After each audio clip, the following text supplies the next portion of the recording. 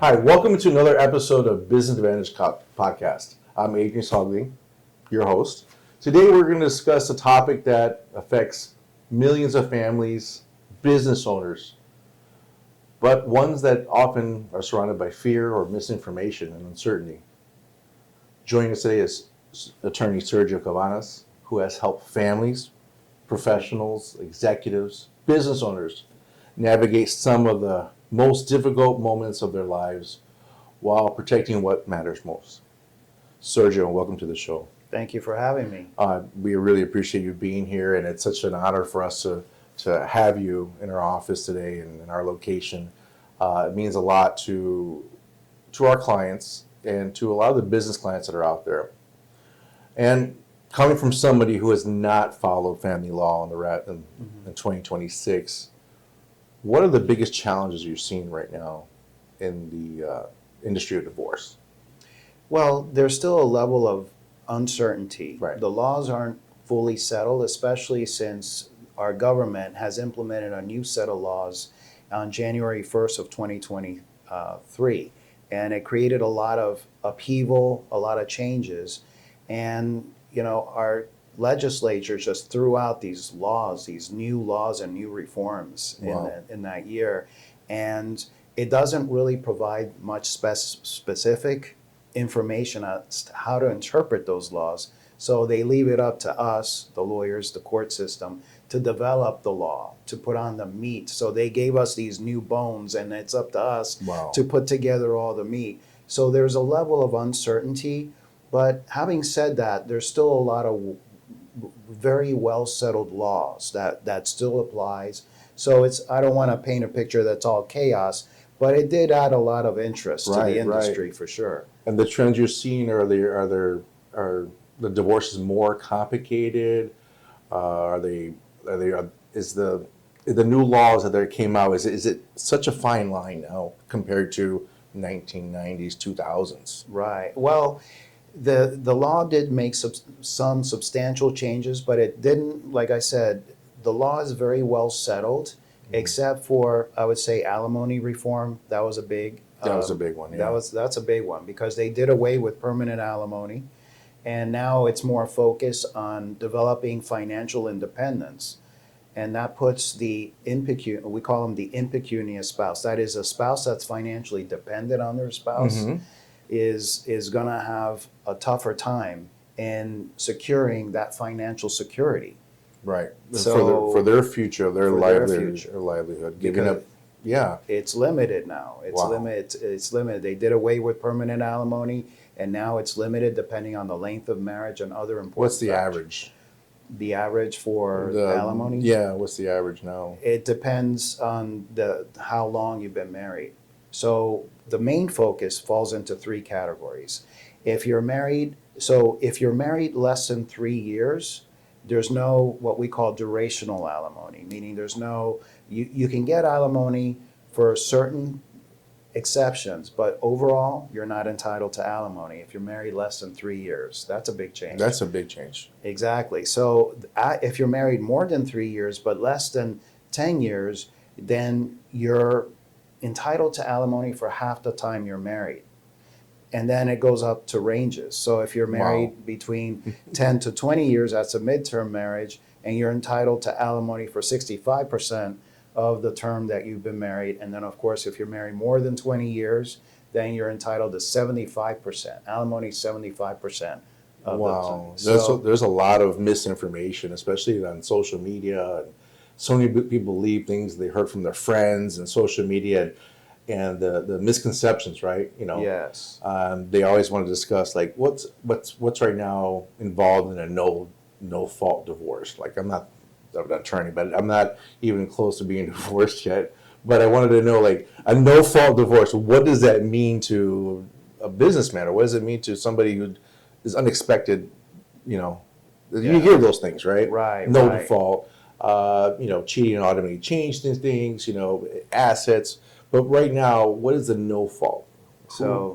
So I hear you're not close to getting a divorce, No. but that's okay. I'll leave you my card. No, don't do it. So, but getting back to no fault, there's a lot of misinformation, but basically in Florida, no fault means that you don't need legal justification to get a divorce. You could wake up one morning and decide you don't like the color of the slippers that your spouse is wearing that day, and you could ask for a divorce. It's not like the old days. You used to have to prove adultery or that your spouse is barren and can't have children. All of that is gone. Now it's no fault, and you could just get a divorce for any reason whatsoever. You don't even have to justify it to a judge or your attorney.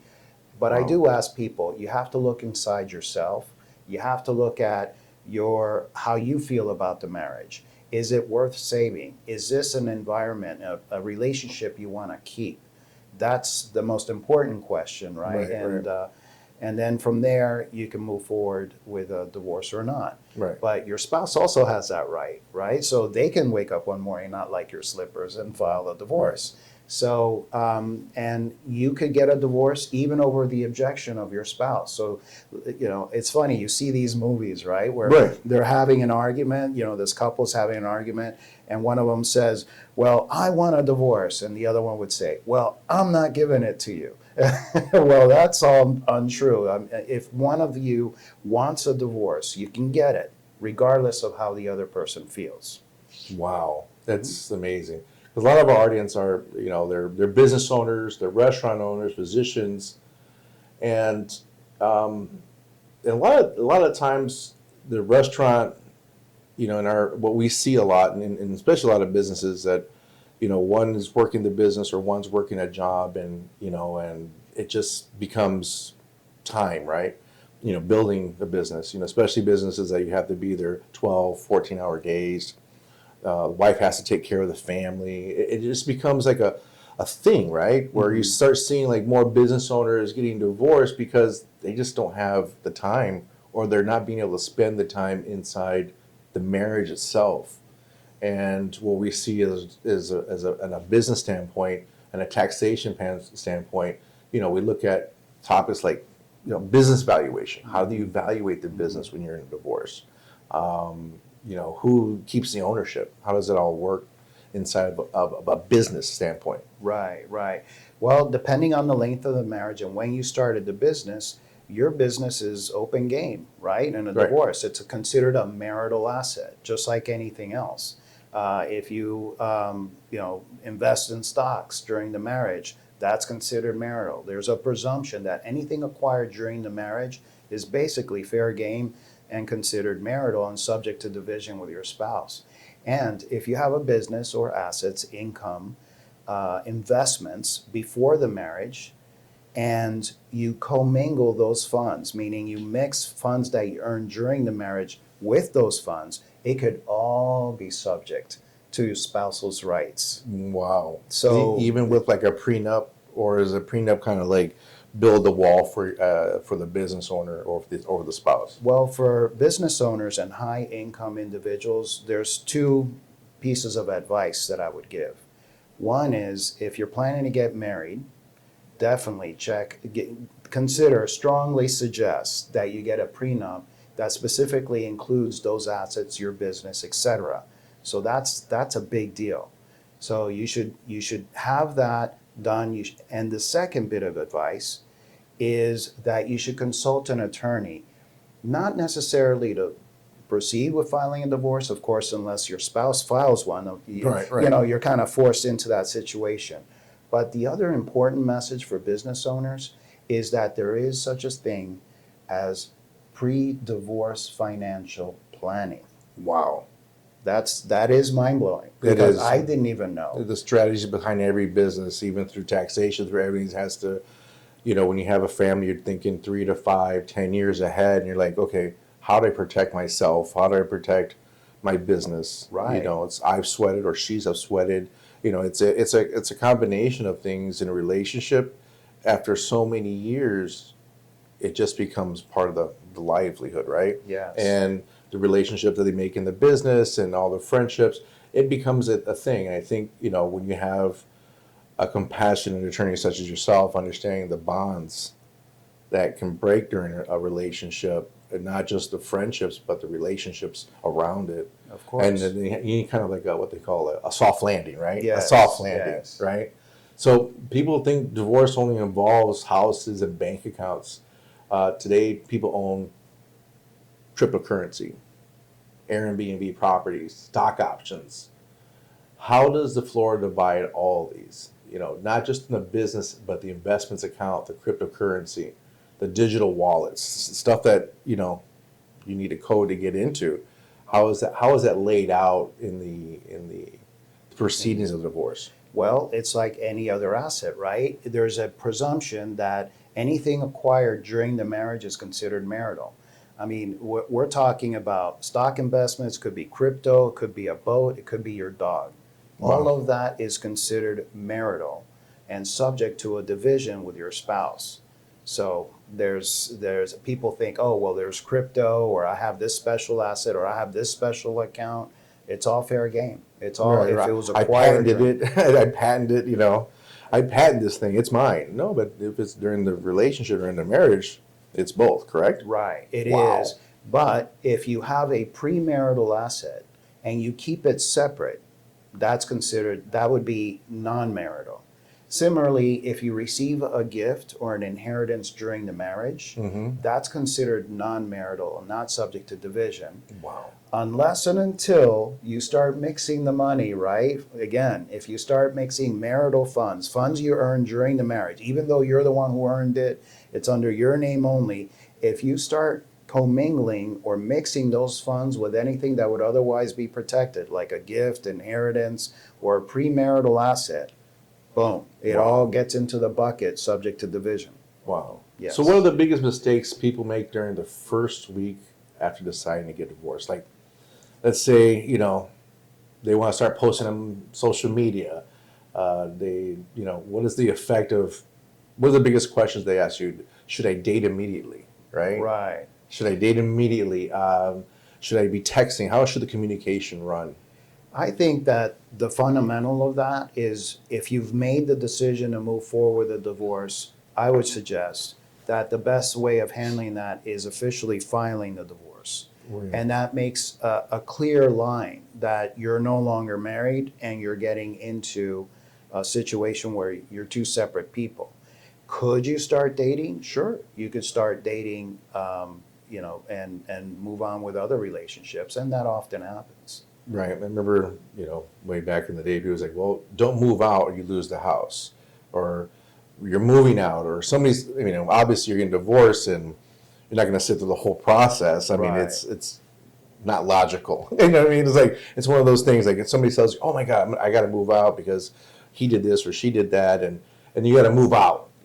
Who should move out? That's a good question, and I get that question all the That's time. like the number one in my brain. It is a big deal. It is a big deal, and I get all sorts of questions. And here's how it goes.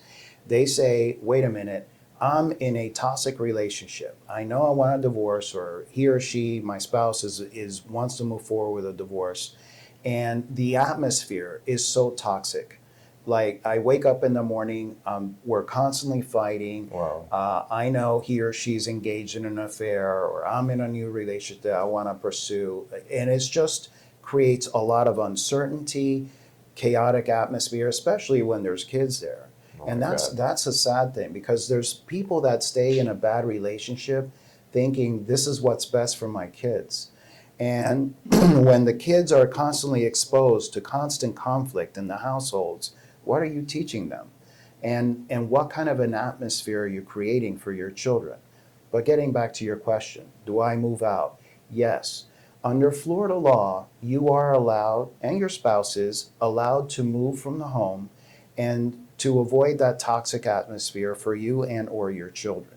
Totally 100% okay. The law's not going to come back and say, well, wait a minute, you've abandoned your children, or therefore you lose your rights to the children, or you abandoned the home and therefore we're going to, You don't get to keep the home. compromise. Right. Right. That's the big one. If I leave the home and now I don't get to keep it because I left. Right. That's a common misconception. It's a Right. myth. And the reality is that Florida law allows you to move out if you find the atmosphere is toxic.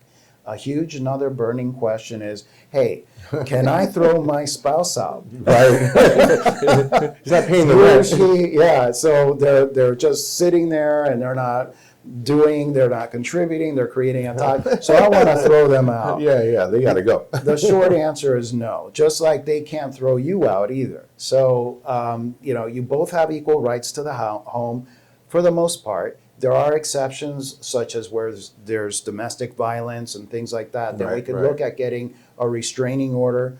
It is possible during a divorce, if your spouse has crossed a line beyond being insulting or difficult, like, they're severely creating a quarrelsome atmosphere, then you can ask the court, depending on the circumstances, for your spouse to be forced to move out, especially if you have children in the home. Especially if they have children in the home. Yes. And then going to that part, how does Florida actually determine, parenting time today? I mean, way back when it was always the mom's side and that was it, and 90% went to her, and that was, and the fathers had to pay child support.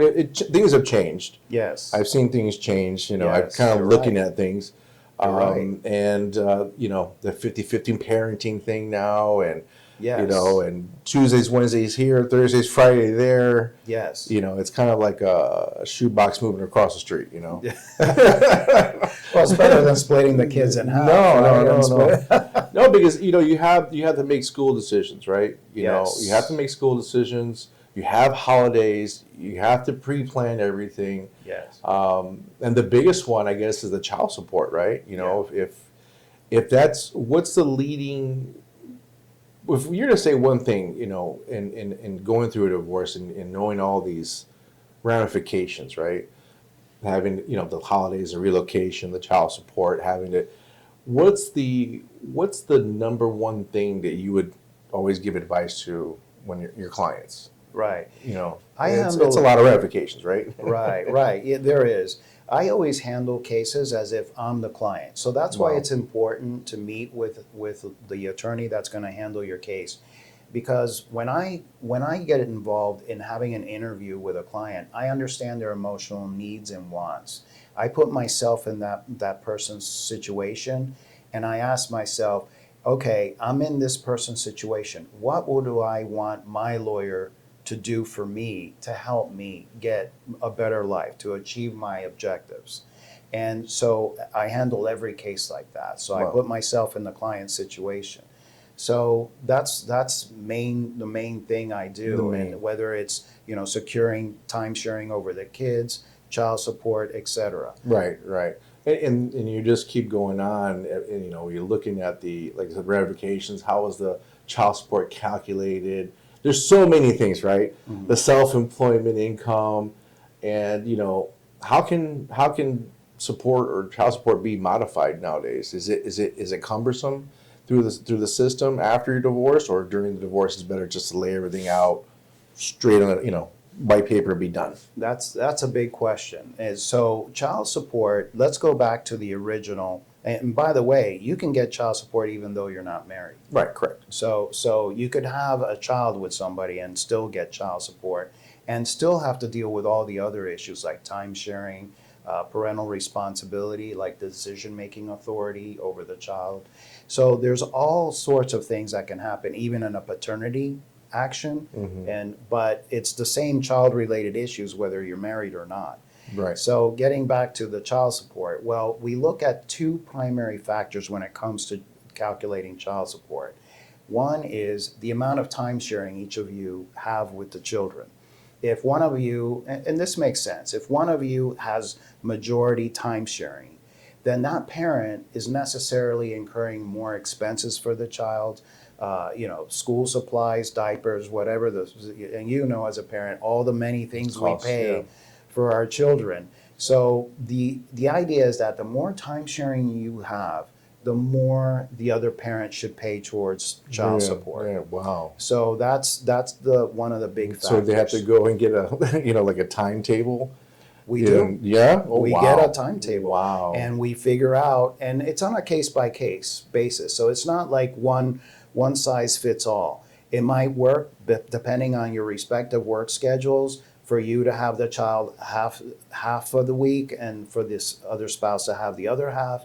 We've done every other weekend. And time sharing is measured by where the child sleeps at night. not how many hours of the day each parent spends with the child. So we look at the amount of time sharing based on your overnights, and the more overnights you get, the more child support you're entitled to get. Or if you're in the situation where you have to pay the child support, you would pay less child support because you have the child more time sharing. So that's one factor. The other factor is the relative incomes of the parties. If one of you is earning a substantially higher income, well, that person should be paying the child support and more child support. So you have to look at those two factors. And things change throughout the relationship. One could be up and one could be down, and the next thing you know, the other one comes up and the other one goes down because it's such of the pressure and the modifications and being part of the system. It's grueling. It's grueling because you go through that process, and one could be doing really well, the other one goes down a little bit, and now things have changed. Right. And how does that also get modified too when you look at the taxes or stuff like that? So that was my next point. So after child support is established, all the child-related issues are resolved in your divorce or paternity case, then we have to look at a substantial change of circumstances after your initial proceeding. So that sets the benchmark, if you will, of how the parties are to continue their relationship. Now, if circumstances change, like let's suppose you all had agreed to a 50-50 time sharing, and this happens a lot, and then suddenly one parent doesn't exercise as much time sharing, a lot less, or no time sharing. Well, in that case, either spouse can go back to court. Usually it's the one that ends up saying, hey, I have the child now more than what we originally planned for. I'm incurring more expenses, and the other parent should help and pay more in child support. So then there is such a thing as filing for a modification and asking the court to take into account what was agreed to back when these issues were initially resolved, and what substantial change of circumstances have taken place since then, changes in income, changes in the time sharing arrangement, etc. And then you can ask the court to restructure the child support or the time sharing arrangement or other factors for a modification, and the court will consider modifying this whole arrangement to achieve the what should be that you're legally entitled to. And so in your firm is amazing because the support you give to your clients after the divorce is your advice is spot on. Thank you. It's spot on. We try. Knock on wood. And it is difficult to go to the next subject because if someone feels unsafe or fears for their children's safety, what should they do immediately? It's just I know what we're talking about right now is we try to keep in our business network, but there's things out there that that happen in relationships, and unfortunately, what's one of the latest domestic violence issues you all had in the last year or so? Well, that topic is to me, is one of the most important. I know in divorce, usually people are concerned about, and rightly so, about children and finances. And yes, divorce handles those things, but let's talk about your safety. Let's talk about your health. I mean, if you don't have that, then, well, does anything else really matter? Right? So if you find yourself in a dangerous situation, I implore you that depending on the severity of the situation, you contact the police. Like if there's some domestic violence or reasonable threat of domestic violence, you should contact the police for help. If you feel, and remember, the police are law enforcement officers. They do a great job. I thank them. They put their lives on the line for us every day. No doubt about it. But they're not lawyers. They're not judges. So if you feel the police can't get involved or won't get involved for whatever reason, and you're faced with this situation, you should consult with an attorney. Right. And they could give you your legal advice, including you could go to court and get a restraining order that protects you from any abuse, domestic violence abuse. Right. And you've probably seen cases where people spend hundreds of thousands of dollars fighting in court. And when does mediation make sense? Well, The grease to this wheel is always trying to reach an agreement with your spouse. Right. Okay? It's not, I would suggest, and like I said, I put myself in the client's situation and I try to find ways to settle the case. Because I know if I was in the client's situation, more often than not, they're looking, they don't think of the divorce process as a pleasant experience. It's not going to Disney World, for No, sure. not at all. Right. There's Not no at all. fun. It's stressful. It's aggravating. The way to reduce that is by trying to settle with your spouse. If you can get a settlement, you and or your attorney helping you get a proper settlement, the divorce process is very, very easy. It Right. becomes so much easier. And then- Even if you get a partial agreement. So how does mediation weave into all that? Right. I'm a big believer in mediation because in addition to being an attorney, I'm a Florida Supreme Court mediator as well for Wow. family law. So I'm a big believer in mediation because this is the opportunity for people to step outside the court system, get together with an independent, impartial mediator who can then that person's not there to adjudicate, to be a judge, to make decisions. That Right. person is there to help you reach an agreement with your Right. spouse. To bridge it to get to the logical end. Right. Exactly. That- And that, my friend, is where the grease is. That's where you need to solve things, put all the issues on the table. And we, as attorneys, help people find solutions and options to make a settlement work. Once you get a settlement, my friend, it's all done. It's and all you done. get out of this chaos, this uncertainty, and you provide stability in your life and you move on to a better life. And you move on to a better life. And that's, like I said earlier when we were talking, you have this ability, natural ability to bind, in a situation that people should be breaking, right? Yeah. I think that's what you really bring to the table. Can you give me a story about, if somebody was scared and left unprotected, what's a fair settlement in your mind? What's, other than just a peace of mind, what's a fair settlement for both parties? It's whatever works for both parties. It really is. What I think is right, what you might think is right and just is, doesn't matter. It's what works for them. And I've lived and done this so many years, and I've seen so many different lifestyles of people that would just blow your mind. And to you and I would be just downright shocking. But it works, whatever works for those two people, and I find that, and I look for that in my client and their spouse. And if I can find that common ground that paves the way for a settlement, I take advantage of it. Right. And try, because I know that's what the client really needs. And their spouse too, to a certain extent, right? Right. Because if I can resolve this problem as quickly and as painlessly as possible, I'm finding it and I'm going to do it. Right. And that's what we do. So It's not just about the cost; it's about the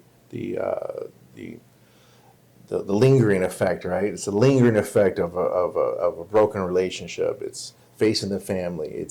And they need somebody like you in their corner to help them to navigate that. there's a lot of emotions. There's a lot of emotions. I'm Yeah. emotional already thinking about it. I'm not even close to it. Yeah. and- Don't worry, I gave you my card. You're good.